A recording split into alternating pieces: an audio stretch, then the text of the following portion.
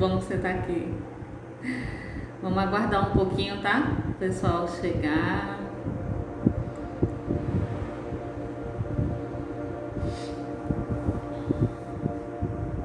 Sabielle. Tão lindo esse nome. Minha florzinha da Giovana chegou. Bem-vinda de volta. Gente, como é que tá o som? O som, a imagem, tá tudo legal pra vocês? A música tá atrapalhando? Se quiserem eu posso baixar um pouco mais.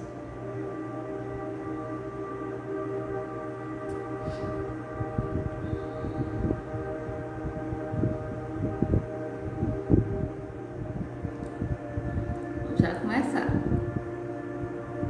Esperar só mais um pouquinho.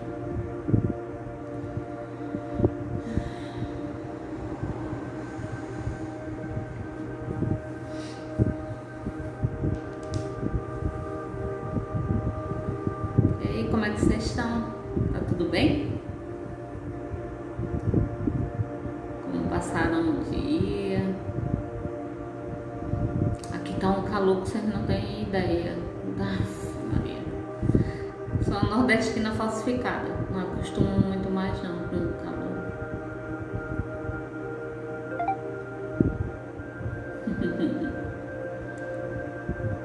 Outro pra ele. E dá um abraço também em Dona Lila e no meu querido Andrezinho. Diga que mandei um beijo pra todo mundo. Saudade. Então tá. Vamos começar, né? Depois o pessoal vai entrando aí. Ontem eu comecei a falar sobre a minha experiência, né? Fora do país. E como isso foi acrescentou na minha vida. Olá, Fernando, bem-vindo. O quanto acrescentou na minha vida, né, a experiência, como o termo, por exemplo, o termo que eles utilizam na Itália é badante, tá, gente? De vez em quando, se eu falar essa palavra, vocês já sabem o que é o cuidador.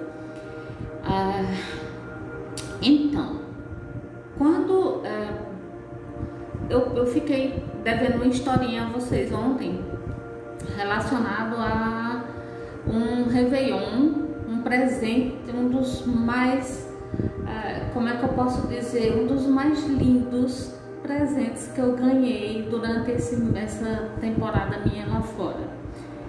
Eu e minha irmã, nós fomos pra, imaginem a cena aí, tá? Eu vou descrevendo e vocês vão imaginando. Um hotel em uma cidade na montanha, em uma montanha na Alemanha, em dezembro, aquele inverno, aquela neve, aquela coisa. Era algo assim, era como se eu estivesse entrando em uma outra dimensão, sabe? Era mais ou menos assim que eu me sentia. E tem um guru indiano que eu gostava muito dele, que se chama Sri Ravi Shankar. Ele já esteve no Brasil várias vezes e pequenininho, acho que ele deve ter 1,50 m no máximo, ele é baixinho, mas a luz que o homem emana, sabe, a energia dele, a aura, né, é uma coisa assim que parece que o cara tinha uns 2 metros de altura ou mais. E nós passamos esse Réveillon, essa noite de Réveillon com ele, meditando, e mais algumas outras pessoas, né? Tinha em torno de 40 pessoas, mais ou menos, era um número limitado, porque o hotel não, como era um hotel, aqueles hotéis assim, mais simples, não simples, mas assim, de porte menor, né? Eu lembro que teve a meditação, entrou à meia-noite, nós estávamos todos meditando juntos com ele. Depois de tudo, depois de um tempo e tudo, foi que eu entendi, eu parei para pensar no privilégio que eu tive, sabe? Então, assim, sempre na vida, na nossa vida, sempre vocês podem observar que sempre tem como uma balança. Em um momento tá algo acontecendo acontece algo muito bom e aí depois acontece algo, eu não gosto nem de dizer muito bom, muito ruim, porque assim, isso é tudo uma questão de como você visualiza a coisa, né? Muitas vezes o que para as pessoas é considerado uma coisa ruim, mais adiante, bem mais adiante, ela vai perceber que aquilo ali foi uma coisa muito boa que aconteceu, que deveria ter acontecido realmente. Então sempre existem esses altos e baixos. Como nós vivemos em um mundo dual, então é normal que seja assim, né? Branco, preto, sempre tem essa dualidade, escuro, claro e por aí vai. Eu comecei a observar que, mesmo com todas as dificuldades que eu tinha, a questão muitas vezes, isso é um ponto assim que eu acho muito legal da gente ver, que assim, muitas vezes você ficar morando em um país onde você não conhece ninguém, onde você não fala o idioma, né? É tudo muito novo, é tudo muito... E essa questão de você ter o contato consigo mesma, muitas vezes você se sente só, né? Hoje em dia, essa solidão já, pra mim, não é solidão, tá comigo mesma, eu não me sinto sozinha. Eu aprendi a ficar comigo. E isso é o gostoso. Você não tem que estar o tempo todo cercado de pessoas, Existem momentos, e você tem... Eu respeito esse momento meu. Existem momentos que você precisa ficar consigo mesmo. Até para dar uma analisada em tudo, né, que está acontecendo, como é que você está e tudo mais. E existiam momentos que eu estava cuidando dos meus pacientes e eu me sentia sozinha. Outros momentos eu estava com amigos, fiz amigos maravilhosos naquele lugar. Até hoje eu tenho contato com todas as famílias, quase todas as famílias com quem eu trabalhei. Então assim, esses momentos de solidão serviam para que eu começasse a me ouvir mais, a entender mais quais eram as minhas reais necessidades, né? Oi, Vê! Linda! Esses momentos, muitas vezes, lá fora, o pessoal até brinca muito com o brasileiro, que o brasileiro tem uma coisa de falar em saudade. Saudade. Saudade. É normal você sentir falta, principalmente quando você já tem... É uma questão energética, tá? Por exemplo, quando alguém que você gosta muito morre de soma, quando esse alguém morre, a dor que você sente é mais por uma questão energética. Vê se vocês seguem o meu raciocínio. É mais uma questão de o que você sente falta realmente é daquilo que aquela pessoa te transmite, entende? A pessoa em si, ela é cheia de defeito, tem horas que você olha assim, dá vontade de você ir no pescoço, mas assim, isso é um sinal de que você muitas vezes o contato que você tem, a dependência que você tem do outro é mais uma coisa mais tanto emocional como também energética. Um amigo meu dizia uma coisa muito interessante, que quando alguém morre, nós choramos não pela pessoa, a gente chora por a gente, porque nós vamos estar privados de ter aquela pessoa ali fisicamente do nosso lado, né? Mais ou menos assim. Claro que isso sim não dá para você também levar tão ao pé da letra, né? Tô colocando aqui só uma ideia. Oi, Tê, bem-vinda, minha flor. Savana, que bom que tu tá aqui. Então, o que é que acontece? Nesses momentos de trabalho, cuidando desses pacientes, vendo a dor deles, a dor da família, né? Não poder se sentindo inútil, não podendo dar o lenitivo, dar a tranquilidade que o paciente precisava. Então, quando eu começava a observar isso tudo, eu trazia para mim. Eu não conseguia ainda, nessa época, eu ainda não conseguia dividir. O que é do outro, tá? A gente tem essa mania de pegar a dor do outro e trazer pra gente, né? Mas não é por aí não. Você fazendo isso, por exemplo, você olhando para uma pessoa e sentindo pena dela, isso é uma das piores coisas que você pode fazer com ela, porque você está tirando todo o poder que ela tem. E eu comecei a ver que quando eu cuidava desses pacientes, quando eu estava lá nessas situações assim, eu comecei a ficar com o meu emocional abalado, logo no início, né? Eu entrava tanto na dor do outro que eu sentia essa dor. E eu comecei a não saber mais diferenciar tanto o que era meu ou o que era do outro. Quando você começa, que é o que está acontecendo hoje em dia, com essa questão dessa pandemia, as pessoas da área de saúde, elas estão sobrecarregadas, muitas delas, quando eu estava em Foz do Iguaçu, quando eu voltei para o Brasil, da Alemanha, eu vim para o Brasil, passei 2 anos em Foz do Iguaçu, e lá eu fiz um projeto junto com uma amiga, que inclusive ela vai fazer uma live aqui comigo, vai estar aqui com a gente em breve.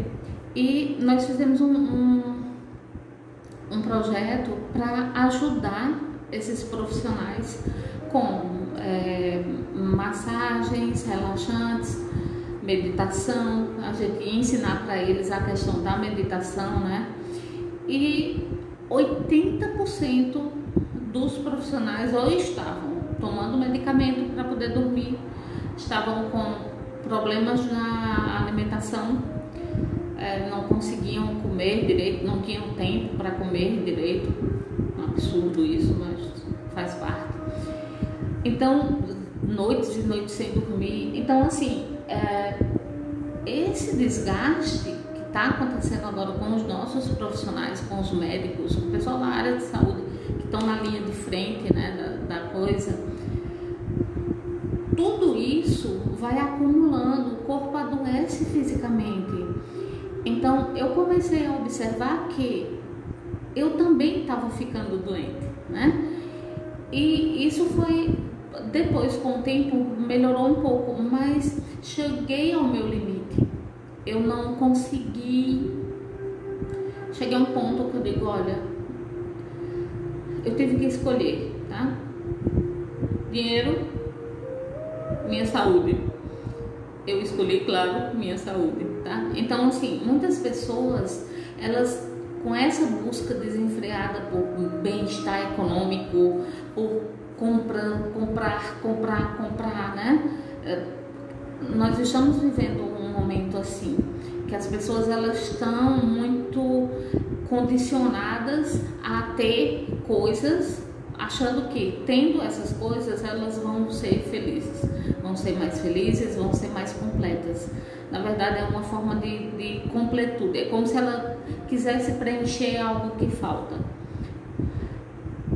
Tem até eu sou adepta a um estilo de vida que é muito interessante, se vocês quiserem procurar conhecer, se chama minimalismo, que consiste em você não ter mais do que o que você necessita para viver, sabe? A gente não precisa de tanta coisa não, gente. E essa coisa do consumismo, ela é doentia. Lá fora, quando eu via as meninas, as minhas amigas que moravam fora, né? Era interessante a forma, elas tinham que comprar sempre. E eu sabia que aquilo ali que elas faziam era uma forma de se sentir acariciada, se sentir acalentada, né? Então, quando eu comecei a ver que isso tudo estava me prejudicando, mas aí lembra no início quando eu falei que sempre tem um lado e o outro. Ao mesmo tempo que estava me deixando abalada emocionalmente, tinha o outro lado. Eu estava crescendo na questão espiritual, no conhecimento. Oi, filhota! A questão do conhecimento. Então, a balança, né? E o ideal é que você sempre vá pelo caminho do meio. Você nem muito de um lado, nem muito do outro, tá? Vai pelo caminho do meio, sempre dá certo. E ao procurar entender tudo, eu fui vendo que eu comecei a me sentir incompleta, mas não era uma incompleta assim, era que faltava algo, sabe? Tinha algo a mais que eu tinha que fazer que eu não sabia o que era. E era muito interessante, assim, que acontecia, sempre tinha uma coisa legal acontecendo, né? Teve uma vez, eu lembro, que eu amava ir para uns parques no interior da Itália, principalmente em todas as cidades italianas, quase todas, tem parques. E nessa cidade que eu morava, em especial, tinha um parque que era a coisa mais linda do mundo. Chamava... como era que chamava? Era com coelhos. Tinha um monte de coelhinhos, sabe? E eu sempre ia pra lá, às 2 horas, o meu tempo livre era somente 10 horas por semana. O restante do tempo era todo ali, trabalhando o tempo todo. Nesse intervalo que eu tinha, nesse tempo livre, eu ia para um parque. Eu meditava, eu ficava nesse parque, fazia um piquenique, sozinha, sabe? Mas era tão gostoso, eu levava livro, pegava um livro, ficava escutando a natureza. Então, assim, tudo isso me ajudou a manter um determinado equilíbrio, né, no máximo que eu podia. Eu consegui fazer isso. E um belo dia eu saí para resolver algumas coisas, não fui no parque nesse dia, quer dizer, pensei que não ia. Fui no centro da cidade para resolver algumas coisas, e aí quando eu tô lá esperando minha vez, né, de ser atendida, tinha uma moça, e eu olhei para ela assim, aí eu percebi que ela era brasileira, né, que a gente se conhece. Você olha assim, você já sabe. E aí tava ela lá, e eu puxei assunto com ela. Nós começamos a conversar. Gente, essa menina se tornou uma das minhas melhores amigas. Era o tempo todo junto, a gente sempre conversava muito. Quando eu tinha... porque assim, como eu morava com um paciente, quando ele falecia, eu tinha que ficar, a família sempre me deixava na casa, tipo 2, 3 meses até eu conseguir um outro trabalho. E algumas não, né? Não era possível. Então nesse intervalo eu ficava na casa dessa minha amiga. E aí começamos a conversar, depois a gente foi pro parque. Aí lá tinha um quiosque de uma brasileira e ficamos lá tomando um suco, conversando. Então, sempre, sabe, nos momentos, se a gente observar, sempre nos momentos difíceis, tristes, sempre tem uma coisa ou outra que acontece que é legal, né? Então, eu sempre tento olhar para esse lado. A vida fica mais leve. Aliás, a vida é leve. Nós é que temos todos esses traumas, todas essas coisas, e a gente vê a vida de uma forma, né? Por exemplo, vou dar um exemplo aqui. As pessoas utilizam, principalmente aqui no Brasil, utilizam o termo vou à luta, né? Quando sai de manhã que acorda, vamos à luta. Cara, você tá vendo a vida como um campo de batalha, sabe? Como é que você quer que a vida seja leve desse jeito? Como é que ela vai ser? Se você olha para ela e você diz que você enxerga esse campo de batalha, é complicado você conseguir realmente ficar bem, né? Dessa forma. Então, é tanto que eu comecei a ver essa coisa da neurolinguística mesmo. Porque a palavra, ela tem poder sim, ela tem um poder enorme. Então, muito cuidado eu sempre tenho muito cuidado com o que eu falo para as pessoas. Estar aqui conversando com vocês, eu assumi uma responsabilidade muito grande. Por mais que seja só um bate-papo, eu não estou aqui para bancar guru ou seja o que for. Mas eu tenho essa responsabilidade a partir do momento que eu me coloco na posição de falar para quem está ouvindo, né? As palavras que eu colocar, elas vão ter um peso.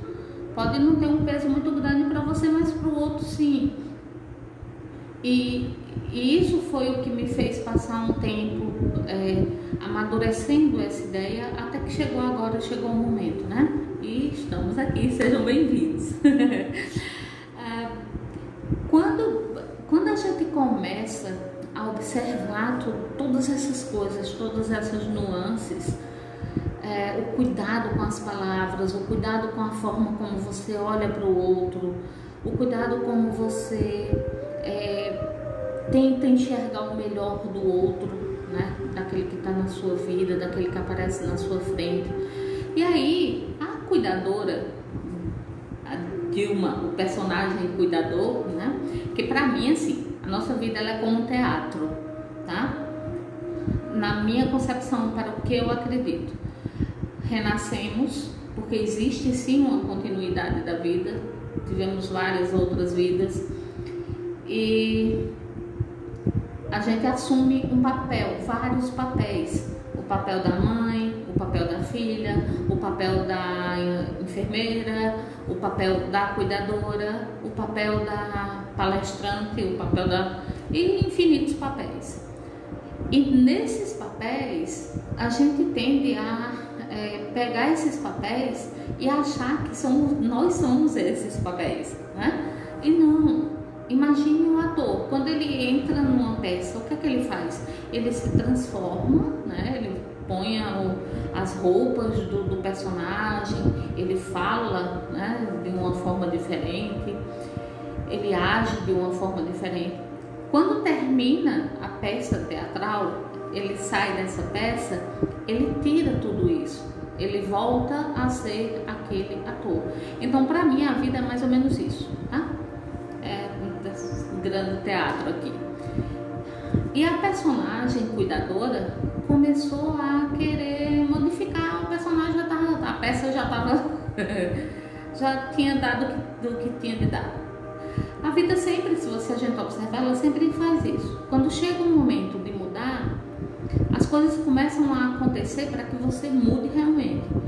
E se você resiste a isso, é doloroso. Aí você começa com todos os traumas, tudo de novo. E aí, nesse período, quando eu fui, estava na Alemanha, trabalhando, ganhava super bem, tinha uma vida boa lá fora. Mas faltava algo. A ilusão que sempre temos de que tá fora a coisa, né? Então eu não estava bem porque eu estava na Alemanha. Eu não estava, depois eu vim para o Brasil. Aí passou um período eu não estava bem porque estava no Brasil. E sempre tem essa, porque é dentro. Não adianta você olhar fora, não é fora, é dentro de você. Se você está bem consigo mesmo, se você se aceita, se você entende os seus defeitos, se você aceita seus defeitos, suas qualidades, se você se olha com amor, com benevolência, não importa onde você está. Gente, desculpa aqui. Não importa onde você está. Tá? Não interessa, você pode estar em qualquer lugar, desde que você esteja bem consigo mesmo. Tá? Então, essa busca toda, vai para um lado, vai para o outro, volta, vem, vai. Só que a mudança também é legal, o novo, o desconhecido, você desbravar coisas, você é como se você renascesse, sabe? Todo início, geralmente, ele tem uma certa dificuldade. Você tem que se adaptar a outras realidades, você tem que se adaptar a muita coisa. Conhecer novas pessoas, fazer outras amizades, né? Mais ou menos. Então, assim, só que aí, quando você entende isso, eu acho que é por isso que eu gosto tanto de viajar, sabe? Eu amo viajar. Eu comecei a ver que esse movimento, eu sempre viajei a minha vida inteira. Meu pai trabalhava em banco, então praticamente passava menos de um ano em cada cidade, era mais ou menos assim. Então, depois, com 8 anos de idade, eu fui morar com a minha avó e pronto. Aí fiquei até os 19 anos. Mas depois disso, comecei a viajar de novo.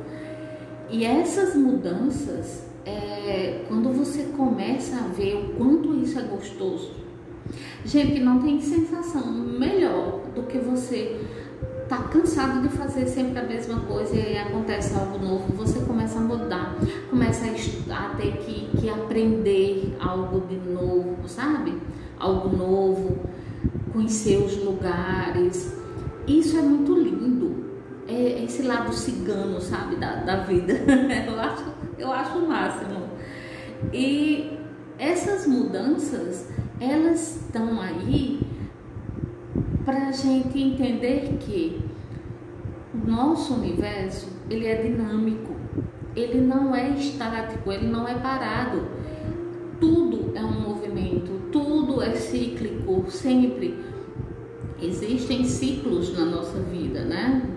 Segundo alguns estudiosos, a cada 7 anos existe uma mudança radical, assim, um pouco radical na sua vida, para que você entre em um novo ciclo. Então, essas coisas que acontecem é bom para o crescimento, faz parte. Se você não, é como bicicleta, né? Se você não pedala, não está em movimento, você cai. Simples assim. Então, você entender que esse movimento faz parte de tudo isso e você ir junto com ele de uma forma lúcida, porque também não adianta você fazer tudo de uma forma irresponsável, sem saber o que está fazendo, metendo os pés pelas mãos. Também não é por aí, não. Você tem que ter um certo... Oi, Andrezinho! Você tem que ter uma certa lucidez, e isso você vai conseguir com autoconhecimento, estudos, pesquisas, né? Observar o exemplo de outras pessoas que estão por aí, que servem como pessoas bastante conhecidas assim nesse meio espiritual e tudo, que elas têm muito para nos ensinar. Então, assim, quando eu comecei a ver tudo isso, aí eu decidi, vou embora para o Brasil. Todo mundo, você é louca, você é isso, você é aquilo. Ok, tá, mas eu vou. Foi fácil? Não. Foi muito difícil, tá? Porque eu tive que recomeçar aos 45 anos de idade. Mas faz parte, é movimento. Olha, água parada, ela começa a ter mau cheiro, não é? Ela tem que estar em movimento, não é? Nós somos a mesma coisa, tá? Então, movimente-se. Mas esse movimento que muitas vezes parece ser só fora, não, esse movimento tem que ser interno, tá? Todo esse movimento que eu fazia era um movimento mais interno do que externo, tá? Essas mudanças, esse viaja para cá, viaja para lá, isso tudo era uma coisa mais interna minha. E aí eu comecei a ver que era prazeroso. Tinha momentos que davam um desespero, sim, claro, que você chora, você você para, você fala, o que é que eu tô fazendo aqui, né? Por que é que eu fiz isso? O que é que eu... Esse medinho, ele é normal, ele é até bom que ele exista. Por quê? Porque esse medo é uma forma, é um modo de defesa nosso. No tempo lá das cavernas, era esse medinho que fazia com que a gente ficasse vivo, né? Os nossos antepassados vivessem. Mas essa coisa de viver sempre em modo fuga, esse é o problema da questão. Esse é o limite que a gente se impõe. O medo, né? O medo, ele limita você de todas as formas.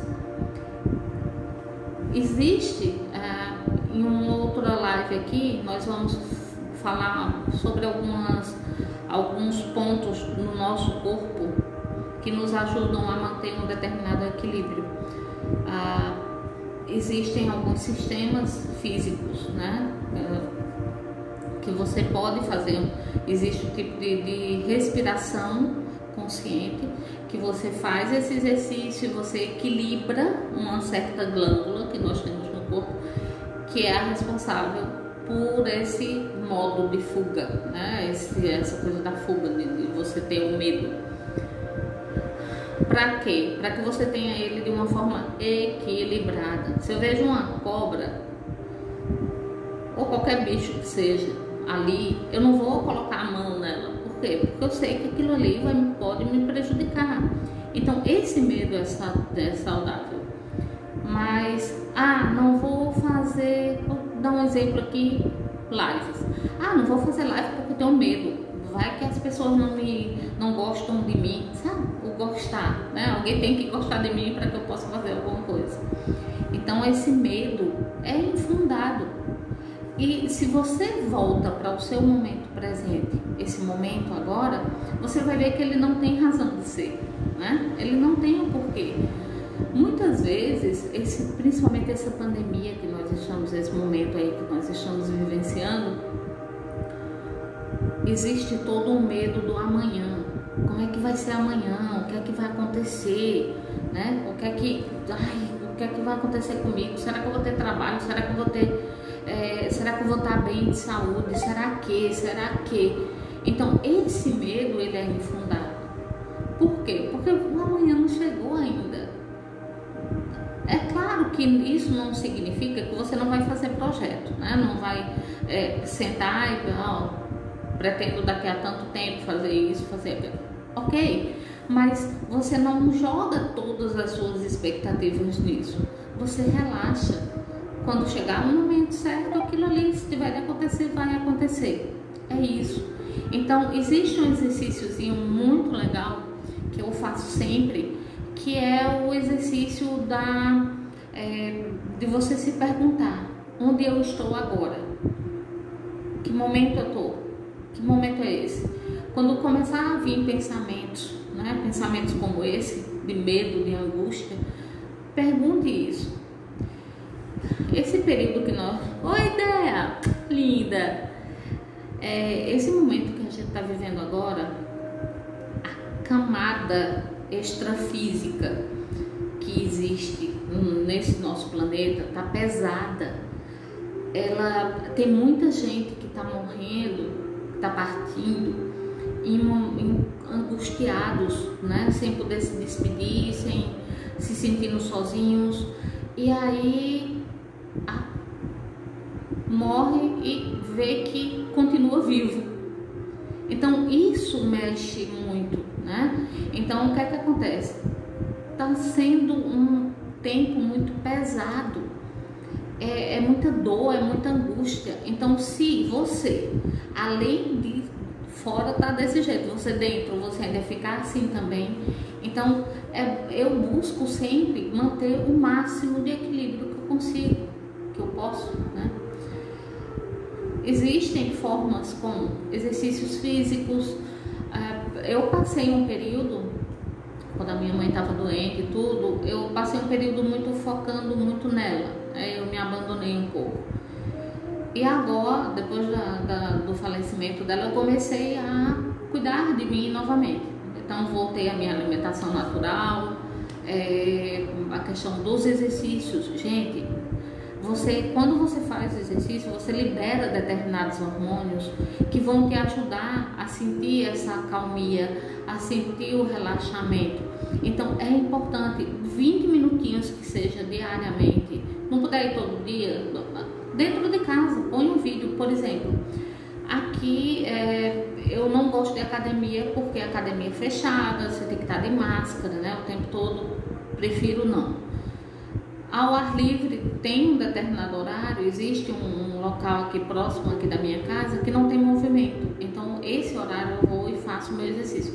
Quando eu vejo que tem movimento, eu fico em casa, baixo uns exercícios no YouTube e vamos lá. Ok, voltando ao foco da nossa conversa. Quando eu comecei a estudar tudo isso, né, eu comecei a ver que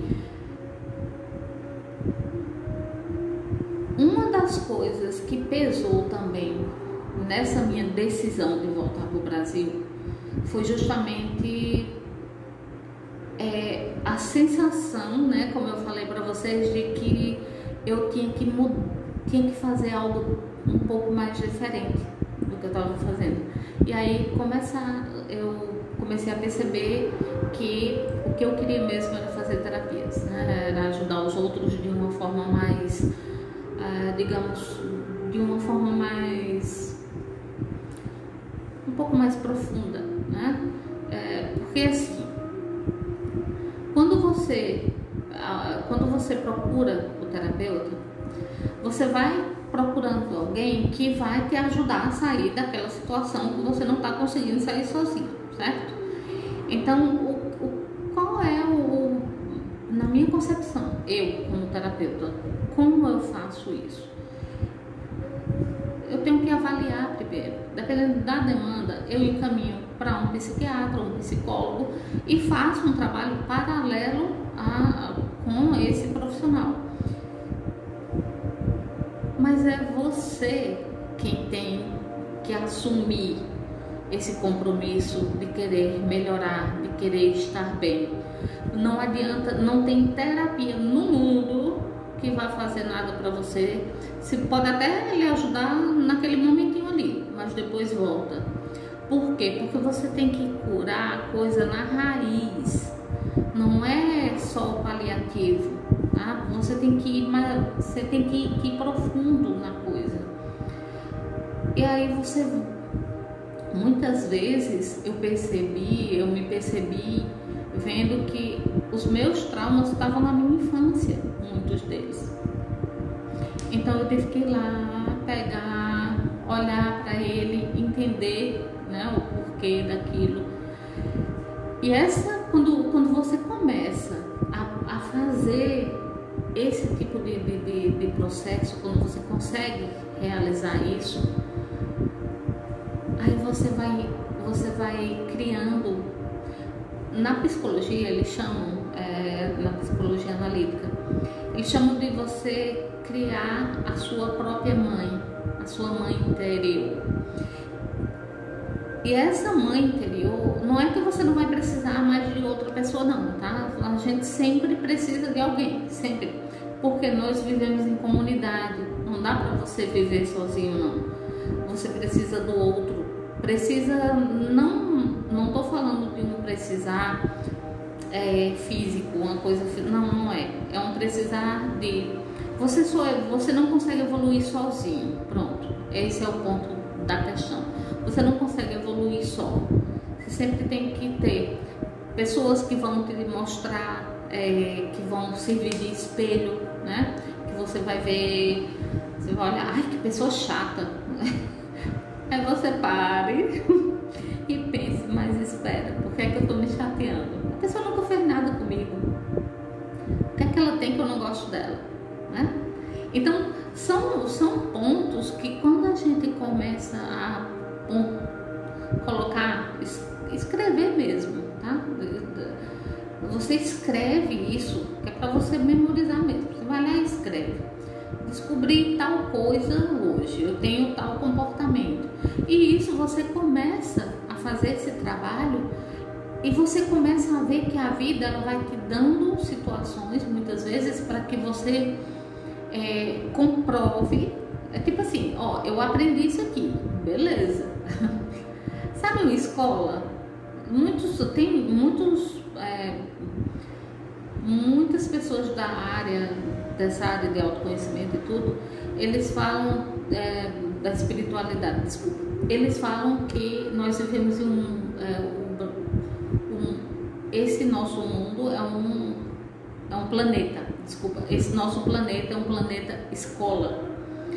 Então, na escola, o que é que acontece? Você chega lá, você tem a aula teórica, E aí você tem a prática, né? Para colocar, você vai fazer a prova para ver se você vai passar nessa prova ou não. Então, basicamente é isso. Então, você tem que estudar, você tem que se dedicar, você tem que aprender a matéria direitinho. E você, todos esses anos, de 2006 até quando eu voltei para cá, foram... eu não tenho nem palavras para descrever. Por quê? Porque eles foram essenciais para minha vida. Então começa a olhar o que tem na minha vida. Vamos começar a olhar as coisas boas que a gente tem para oferecer. Sempre tem, sempre. Olha para os defeitos, olha para algumas coisas que tem para serem, mas também olha para esse outro lado. Lembra? Sempre tem um lado e o outro, nunca é um lado só. Então comece a ver tudo isso, comece a pontuar também coisas interessantes, coisas boas, agradecer por tudo. Gente, vocês não têm noção da minha gratidão, sabe? A gratidão que eu tenho de estar aqui com vocês. É algo, como é que eu posso dizer? É algo assim, excepcional de poder estar aqui, compartilhando tudo isso. Eu nunca pensei na minha vida de chegar a esse momento. Eu sou sincera com vocês.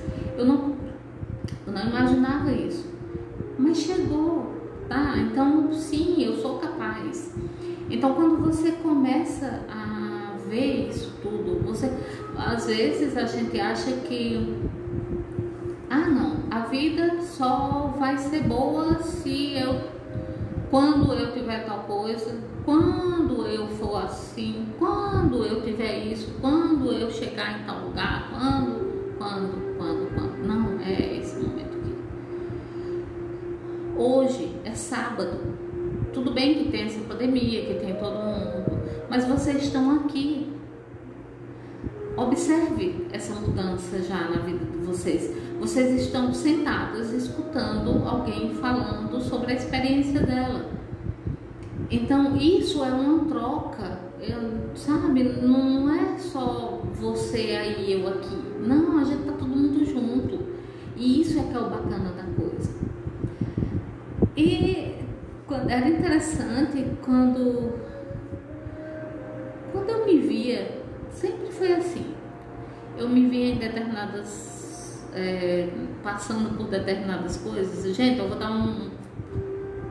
falar aqui para vocês uma coisinha. Seguinte, essa questão, quando eu falo extrafísico, eu quero falar em outra dimensão, tá?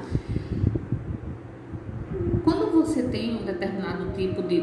Todo mundo tem sensibilidades, né? Todo mundo sente um ambiente legal, todo mundo sente um ambiente que não é bom. Todo mundo sente isso, você sente isso. O ser humano em si, ele tem isso. Só que existem existem pessoas que já viveram isso em outras vidas e elas já trabalharam isso em várias outras vidas, então para ela é como se fosse um pouco mais, digamos assim, é mais conhecida, né? A coisa já é conhecida. Por exemplo, dá um exemplo aqui que todos conhecem, Chico Xavier, né? Chico Xavier, Divaldo Pereira Franco. E quando você tem determinados tipos de parapsiquismo, você começa a ver tudo, você começa a ver também o outro lado da coisa. Por exemplo, o que é que eu quero dizer com isso?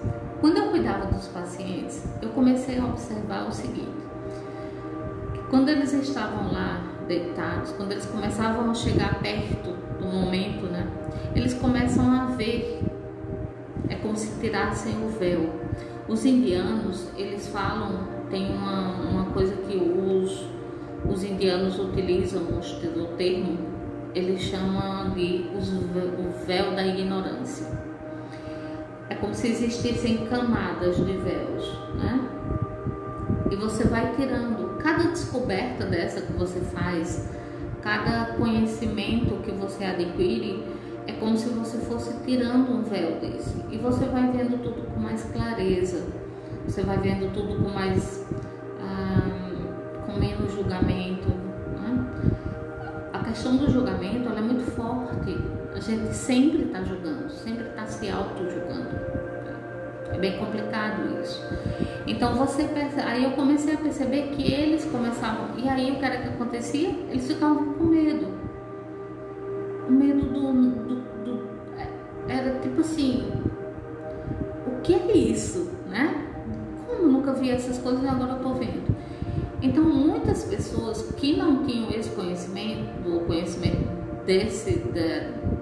disso que eu acabei de falar para vocês, elas achavam que, não, isso é questão cerebral, que a pessoa está doente, só que já muitas dessas coisas já foram comprovadas. Existem pessoas estudando isso, não é uma coisa que, por exemplo, eu falei para vocês da Conscienciologia. O pessoal da Conscienciologia, eles têm laboratórios, tem tudo, que eles fazem estudos sobre a consciência, né? Um estudo direcionado a toda isso aí que a gente vivencia. Então, nós nunca estamos sozinhos, né? Então, quando você começa a ver que as pessoas estão com medo, elas ficavam olhando para mim, tipo assim, o que é isso que eu tô vendo? Nesse momento eu ia e explicava para eles, você tá vendo tal coisa por isso, isso e isso. E as pessoas, elas começavam a relaxar, elas entendiam que aquilo fazia parte. Então, quando você começa a tirar esses véus, eles chamam os véus da ignorância, mas não é a ignorância de não ter conhecimento, tá? É como uma cebola, você vai tirando as cascas, né? Vai tirando ela, vai tirando. É a mesma coisa, basicamente o nosso corpo ele é como uma cebola, tá? Vai tirando as partes. E existe essa centelha divina dentro de nós. Muita gente chama de centelha divina, outros chamam de consciência. Existe essa parte em nós.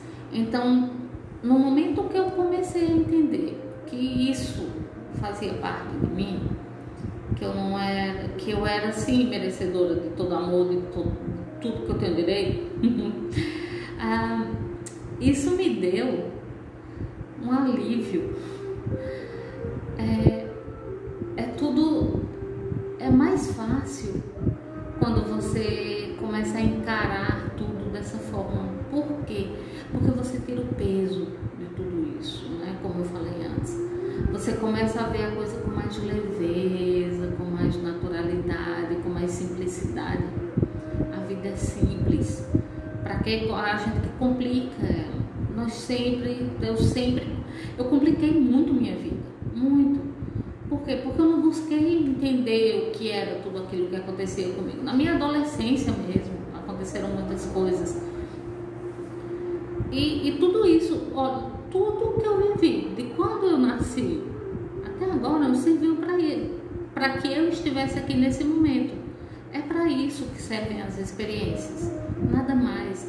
Não existe um Deus punindo ninguém, na minha concepção, gente, tá? Não existe um Deus punindo, castigando, dizendo que você merece sofrer, você merece isso, você merece aquilo, sabe? Não é por aí. É muito pequeno você pensar dessa forma. Eu estou agora, o que existe esses traumas, essas coisinhas que você vem trazendo tanto tempo, muitas vezes até de outras vidas.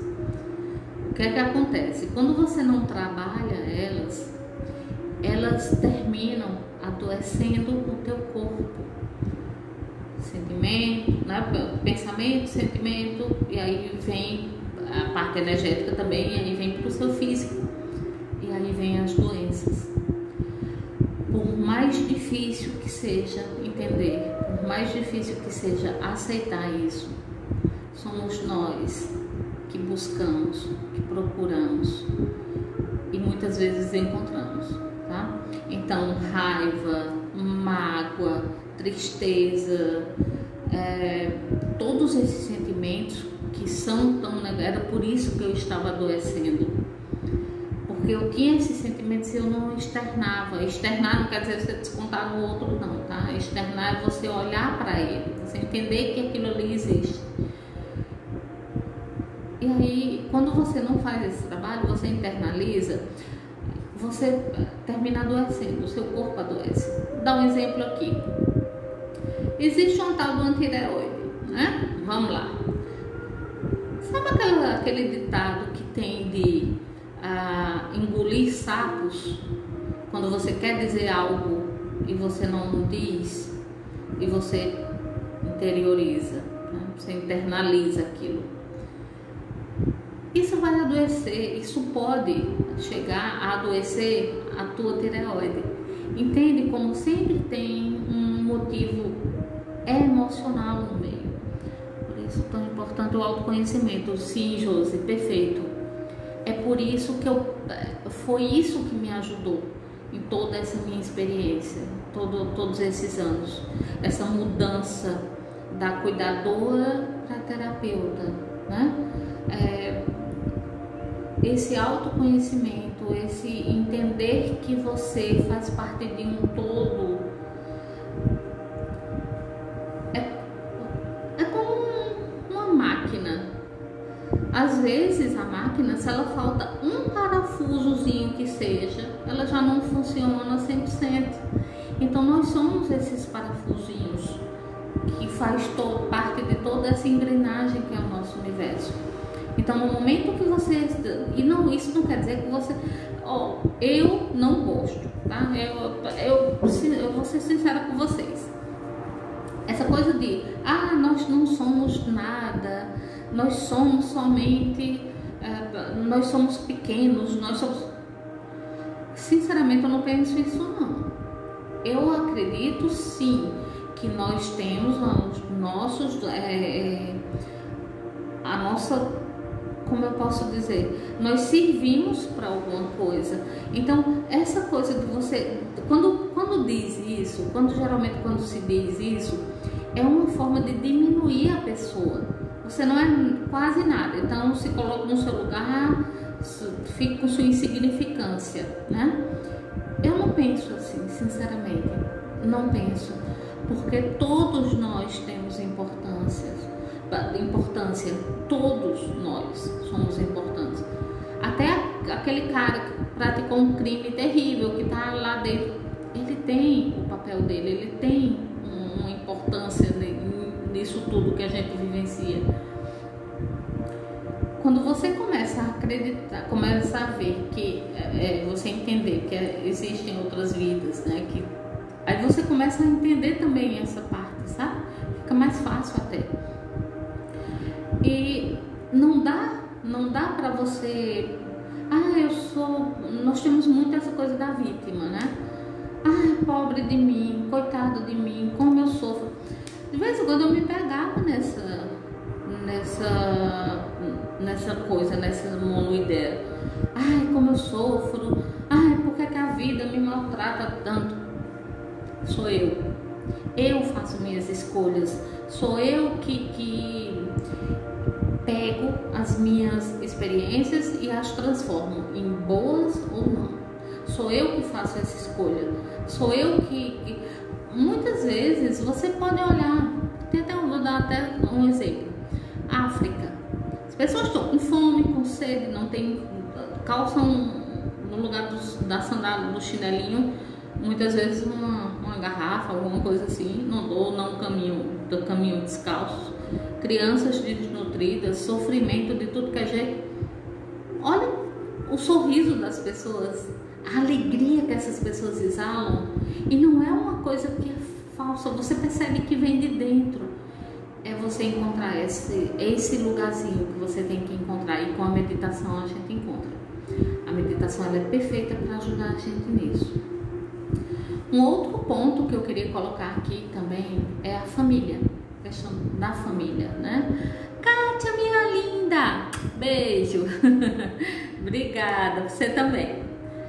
A vitimização é uma doença para o corpo e a alma, sim. A vitimização ela adoece você. Você não está se respeitando, você não está se respeitando o Deus que tem dentro de você, né? Então,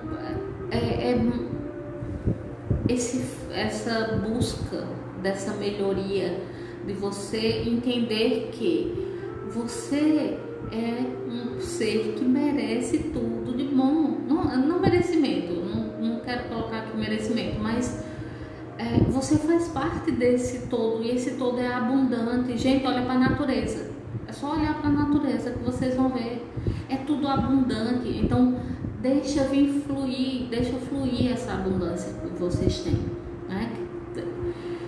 E tudo isso, todas essas experiências, todos esses traumas que eu tive, todas essas coisas dolorosas, né, que eu sentia, tinha horas que eu me desesperava, tipo assim, eu não quero mais trabalhar desse jeito, eu não quero.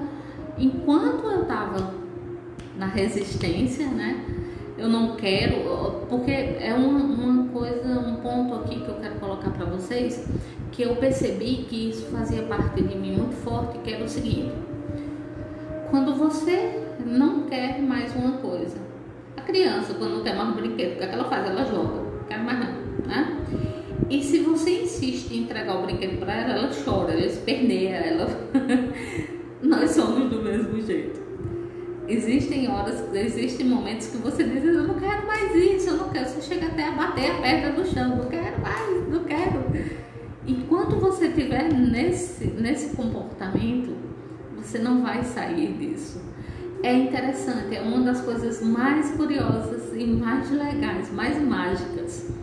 Quando você está vivendo um momento doloroso, difícil, que você aceita, o aceitar a coisa. Não, isso não quer dizer que, quando você diz aceitar, resignar, não quer dizer que você vai dizer o seguinte: ok, então vou levar porrada agora até umas horas porque eu não vou resolver nada mesmo, então pronto, vamos deixar. Não é isso. É você agir com sabedoria. Você vê o problema, você vê a situação, o que é que eu posso fazer para modificar isso? E você vai caminhando para fazer essa modificação. Esse é o pulo do gato, né? Como a pessoa fala. Então, começar a ver tudo isso que acontece quando você começa. Oi, Maria, bem-vinda. Quando você começa a ver tudo isso, você começa a entender que você tem esse poder, você é um ser lindo. E essa coisa que eu tava falando antes, né? De você olhar para a coisa, de você entender aquela situação e aceitá-la. E depois que você aceita, o que era que acontecia? Vou dar um exemplo aqui. O que era que acontecia? Enquanto eu estava nesse modo de rejeitar, não quero mais isso, não quero, eu chegava a chorar às vezes, não quero mais isso, não quero mais isso, o que era que acontecia? Só aparecia trabalho para cuidar do outro. Entende isso? Quanto mais você foge da coisa, mais a coisa lhe procura. Por quê? Porque você tem que entendê-la. Quando acontece um determinado desafio na sua vida, procure entender. Opa, peraí, por que foi que isso aconteceu comigo? Vamos lá, vamos avaliar, né? Vamos analisar aqui. Aí você senta embaixo de uma árvore, fica em silêncio, sabe? E aí começa a tentar, as respostas vão vir, pode ter certeza disso. E é muito gostoso quando você entra nesse clima todo, né? E eu queria deixar aqui com vocês o seguinte: semana que vem, no sábado, eu coloco direitinho aqui pra vocês. Eu vou fazer uma live junto com a Daniele, e já de antemão já estou convidando vocês aqui porque o horário já está acabando. Então mando um post direitinho para vocês virem do horário e tudo mais, tá bom? Quero agradecer imensamente por mais essa noite, por mais esse momento de aprendizado, por mais esse momento de troca. Gratidão imensa por vocês estarem fazendo parte desse meu momento. E que nós possamos, a partir de hoje, começar a olhar tudo isso com mais amor, com mais dedicação, com mais olhar para si mesmo, com mais gentileza, né? Com mais delicadeza. É isso, gente, que eu tinha para falar para vocês hoje. Espero que qualquer coisa, se alguém quiser me perguntar alguma coisa, pode ir no direct que eu estou à disposição, tá bom? Sintam-se à vontade para conversar comigo. Qualquer coisa, se eu puder, se eu puder não, dependendo da demanda, né, do que vocês precisam, do que vocês querem conversar, mas eu estou à disposição, tá bom? Beijo no coração de cada um ótimo final de semana, fiquem em paz, lembrem-se, a respiração é essencial para esse momento de acalmia. Beijo, gente, vou tentar salvar a live. Tchau, tchau, boa noite.